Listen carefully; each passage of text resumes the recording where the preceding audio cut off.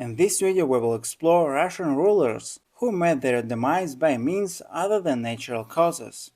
Ivan VI ruled during a period of palace cops. When he ascended to the throne, he was still a child, and regions initially included Baron and later his mother, Anna Leopoldovna. However, a year later, his reign was overthrown by Elizabeth Petrovna. Despite being a child, the new Empress Elizabeth feared his potential return to the throne, thus isolating the young boy from the outside world and keeping him in captivity until the age of 23.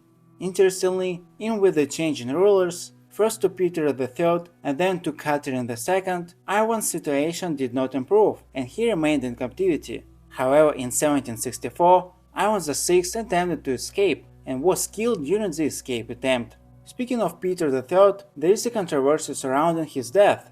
The official version, prevalent in the Russian Empire, attributes his demise to natural causes. However, modern researchers suggest that his death was more likely an assassination.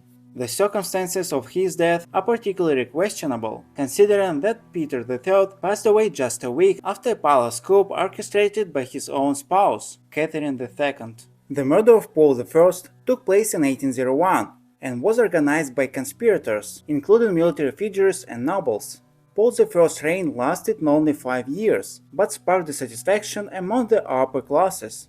Under his rule, measures such as exile for insulting the emperor were introduced, and the nobility's privileges were curtailed through reforms that expanded the rights of peasants. During Paul I's reign, peasants began paying higher taxes, with a separate tax introduced for each serf. Moreover, peasants started gaining certain rights, and landowners were prohibited from treating their serfs with physical punishment and other forms of cruelty. As a result, the position of the nobility became more unstable, and they sought a more compliant emperor. The researchers also highlight the dissatisfaction of the British with Paul I's foreign policy, which may have played a role in his assassination. Firstly, after the French Revolution, Paul I began to align himself with Napoleon, and even contemplated an alliance with him. Secondly, a dispute arose between the two countries over the territories of the Knights Hospital of Malta. Paul I, who had previously held the title of Grand Master of the Knights Hospitaller, had plans to station the Russian fleet in the Mediterranean Sea, which naturally did not sit well with the British. Despite his reformist activities, Alexander II was subjected to numerous attacks, and ultimately was killed as a result of bomb explosion at his own feet. The period of Alexander II's reign was challenging. By that time, Russia had fallen behind Western countries and was in need of substantial society changes. During this time, various revolutionary organizations emerged in Russia, characterized by radicalism and resorting to violent methods to achieve their goals. Although Alexander II became known as a reformer, many of his reforms were delayed, and some were even half-hearted and compromised. For example, the abolition of serfdom practically brought no change for many peasants as they still lacked their own land. The political situation in the country was difficult, which was reflected in the regular assassination attempts on the Tsar.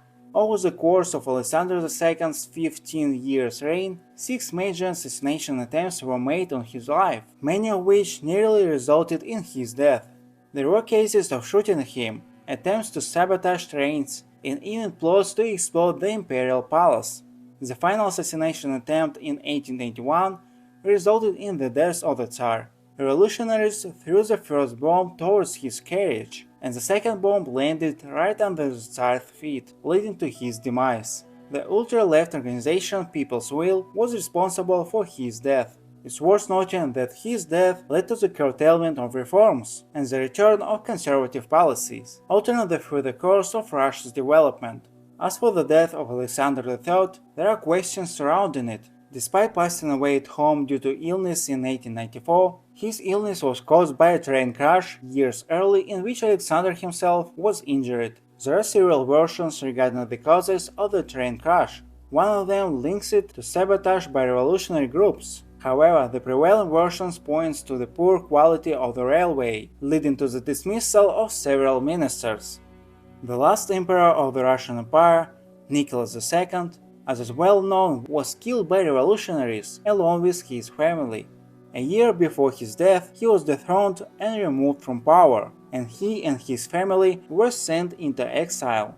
Discussions about holding a public trial for him were ongoing, but the case was constantly postponed, leading to disputes.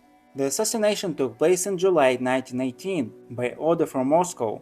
The Bolsheviks feared the restoration of the monarchy in Russia, which likely resulted in not only the execution of Nicholas II, but also the members of his family, who could claim the throne. During the Soviet period, state leaders were not subjected to assassinations, but many of them became targets of assassination attempts. One of the most discussed figures in this context is Joseph Stalin. There are several conspiracy theories surrounding his death that generate interest and debates among researchers and historians.